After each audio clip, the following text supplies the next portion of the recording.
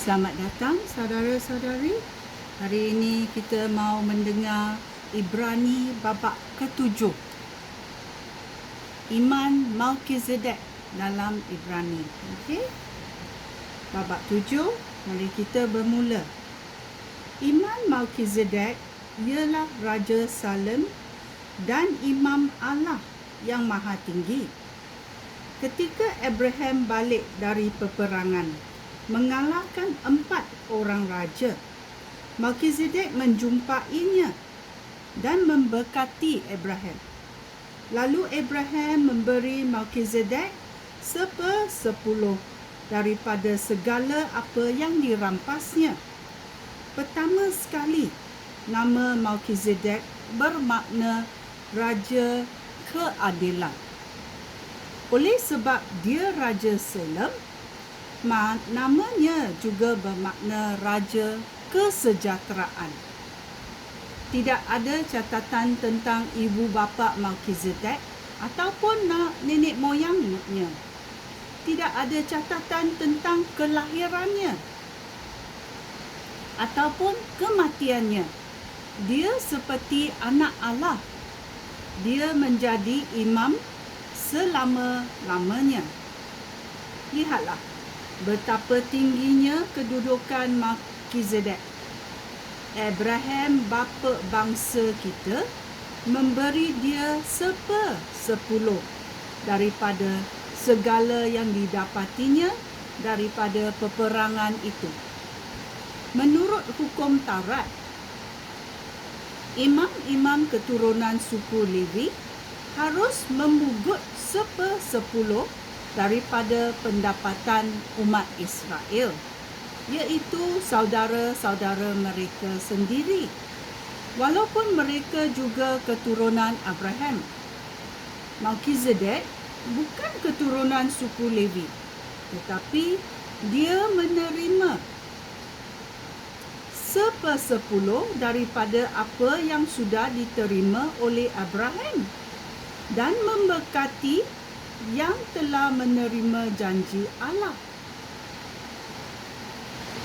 Tidak dapat diragukan lagi bahawa orang yang diberkati lebih rendah kedudukannya daripada orang yang memberkati.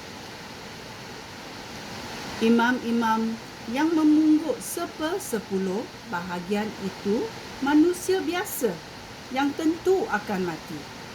Tetapi menurut Alkitab, Melkizedek yang menerima 10% bahagian itu tetap hidup. Amin. Boleh dikatakan bahawa ketika Abraham membayar 10% bahagian itu, Levi juga membayarnya, walaupun keturunannya memungut 10% bahagian daripada umat Israel. Pada masa Melkizedek berjumpa dengan Abraham, Levi belum lahir, tetapi boleh dikatakan sudah ada di dalam tubuh Abraham, nenek moyangnya.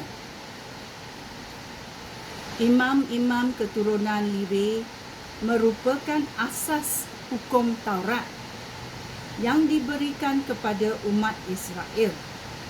Jika apa yang dilakukan imam-imam suku Levi dahulu itu sempurna, maka tidak perlu ada imam lain seperti Imam Melkizedek yang bukan keturunan Imam Harun.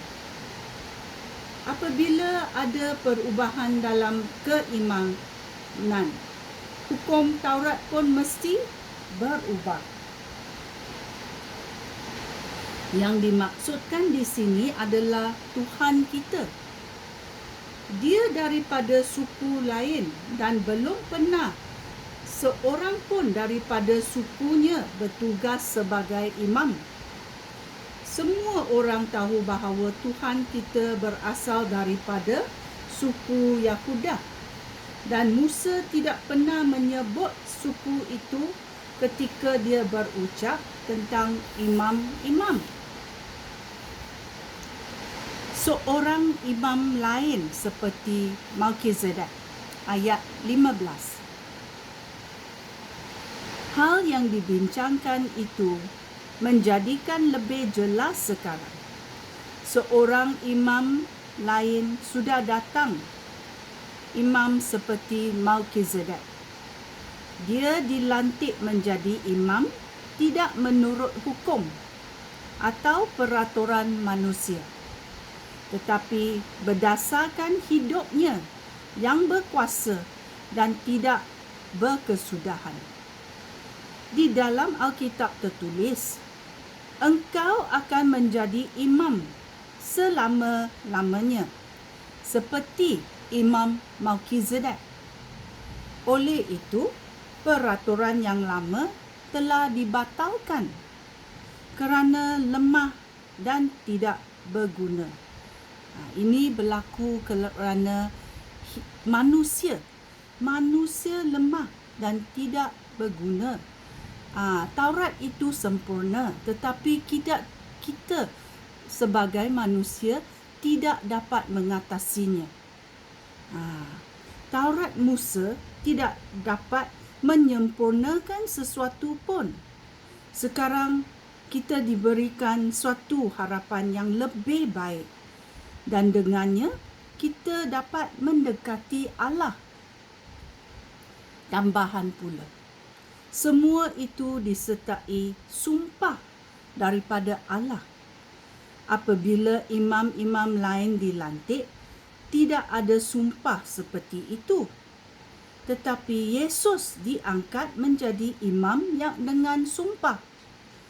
Ketika Allah berfirman kepadanya, Tuhan sudah bersumpah dan tidak akan mengubah fikiran.